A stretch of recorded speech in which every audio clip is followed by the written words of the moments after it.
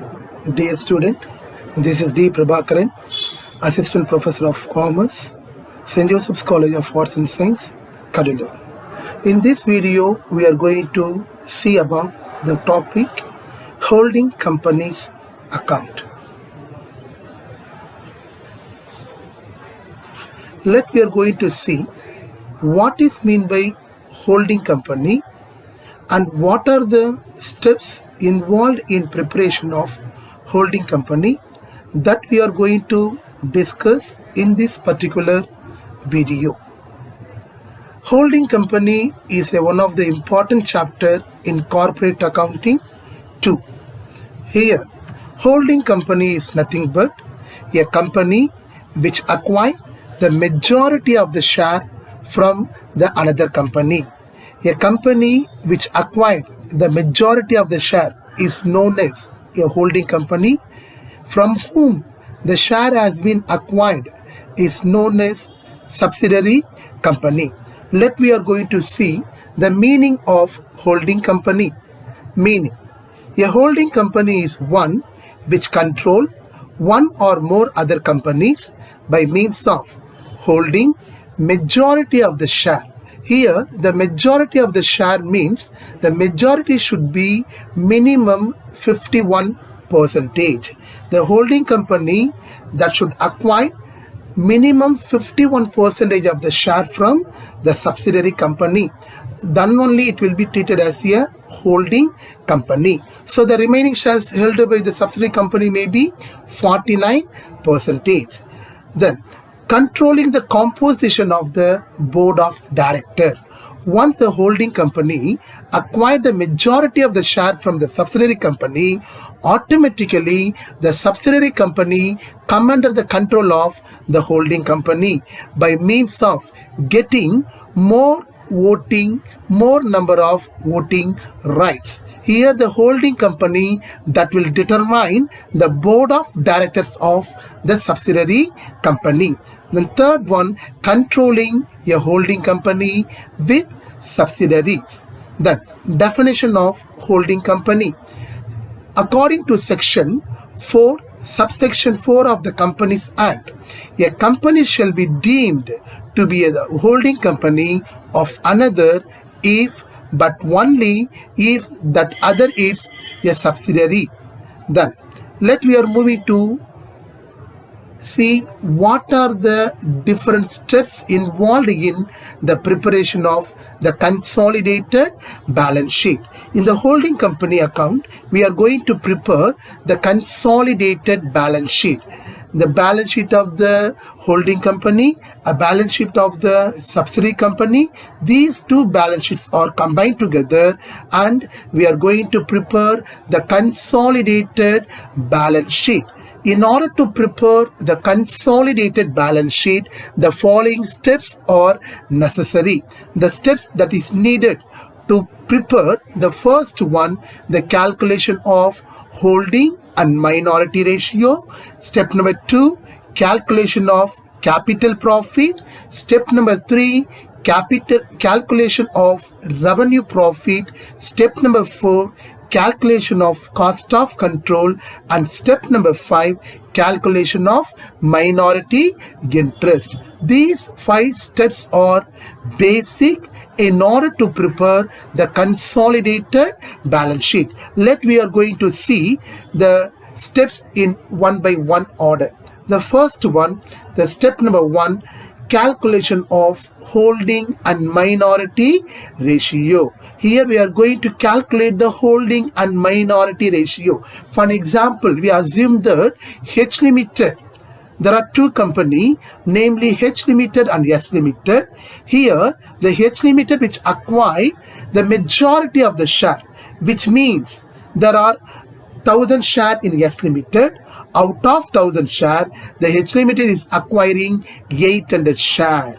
Okay, so this is the information which is given in the problem. Based on that information, we are going to calculate the holding and minority ratio. Here, the number of share in S Limited, that is 1000 share. Out of 1000 share, the number of share purchased by holding company 800 shares. Therefore, the remaining share held by the subsidiary company 200 share. So the ratio will be 800 shares held by the holding company and remaining 200 share held by the subsidiary company. The ratio will be 4:1. That is called the holding and minority ratio. We are moving to the step number 2. Calculation of capital profit. What is meant by capital profit? The capital profit is also known as before acquisition profit, pre-acquisition profit. Here, all the accumulated profit of the subsidiary company on the date of purchase of share by the holding company is known as capital profit. That profit is called pre-acquisition profit. In that problem, the capital profit information, the revenue profit information that may given in the form of profit and loss account, credit balance, general reserve, or undistributed profit. The capital profit and revenue profit, the both profit has to be given to the holding company and subsidiary company based on the holding and minority ratio. The next one, step number 3, calculation of revenue profit. If we take in the capital profit is called as pre-acquisition profit, before acquisition profit, whereas the revenue profit is called as after acquisition profit or the post acquisition profit. The profit earned by the subsidiary company after the date of acquisition of the share by the holding company are called as revenue profit or the post acquisition profit.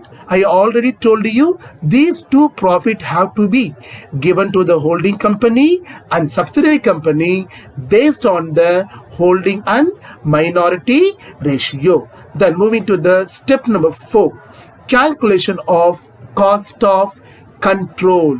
Here, what is meant by cost of control? The cost of control is nothing but the cost incurred by the holding company to acquire the share from the subsidiary company. So this is the format for calculating the cost of control. Face value of the share purchased by holding company. Add H Limited, which means holding company share in capital profit, add holding company shares in bonus share. Now the total value of the share we are got. Now we are going to deduct the amount we paid, which means the holding company paid to purchase or acquire the share. That should be deducted. So here we may get either profit or either loss in this particular step. If you are getting the profit will be considered to be a capital reserve. If there is a loss, the loss will be considered to be a goodwill. The next one, moving to the step number 5, calculation of minority interest. Here, what term they are using? Minority. Here, majority means what? That indicate the holding company. Here, the term minority that indicate the subsidiary company.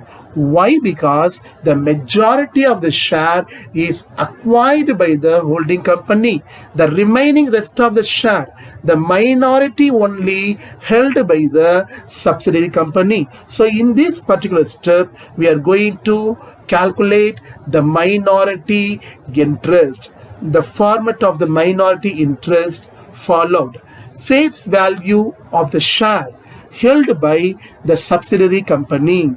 Add subsidiary company share in capital profit, subsidiary company share in revenue profit, and subsidiary company share in bonus share. All together, that is called as minority interest. So these 5 are the basic steps which are involved in the preparation of